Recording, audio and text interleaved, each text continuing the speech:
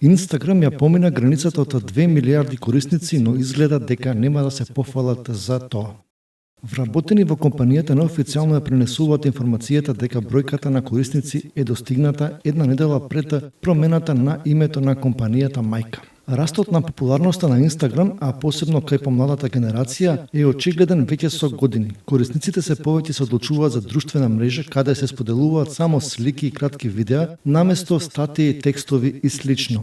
Инстаграм ја достигна бројката од 1 милиарда корисници во 2018 година. По почетокот со работа, а сега таа бројка е дуплирана и ја има надминато границата од 2 милиарди корисници. Оваа информација сепак не е официјално објавена од страна на Инстаграм, односно Мета, па не е познато дали е навистина точна оваа информација.